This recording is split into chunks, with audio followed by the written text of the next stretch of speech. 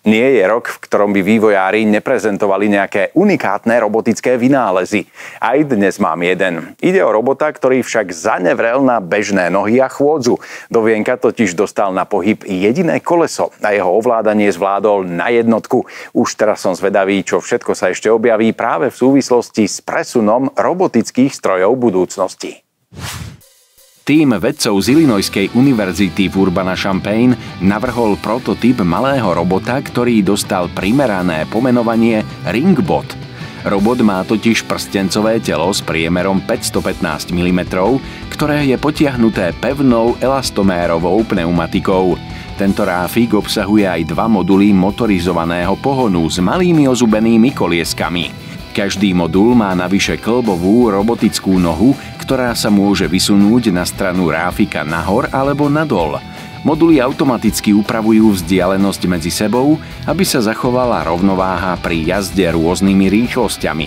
Keď je čas odbočiť doľava alebo doprava, jeden alebo druhý modul vysunie nohu smerom von, aby presunula rovnováhu robota na príslušnú stranu. Nohy môžu byť rozmiestnené aj tak, aby držali robota na mieste, či ho otočili na zemi predtým, ako sa vráti do pohybu.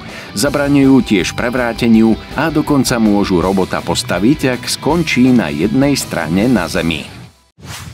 Elektrický bicykel Ofito Urban Racer sa môže pochváliť rámom, vidlicou, riadidlami a sedadlom vyrobenými z uhlíkových vlákien T800, vďaka čomu je jeho celková hmotnosť len 13,7 kg.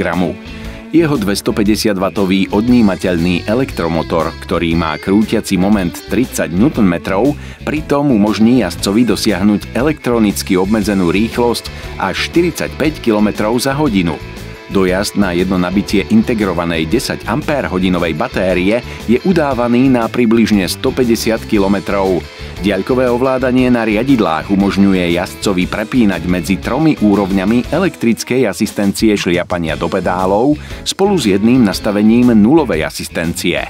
Keď sa začne stmievať, automaticky sa rozsvieti LED svetlomet aktivovaný svetelným senzorom, ako aj 3 bočné svetlá na oboch stranách hornej trubky. Informácie o jazde a stave e-bicykla sa zobrazujú na malom LED displeji, ktorý je integrovaný v hornej rámovej trubke.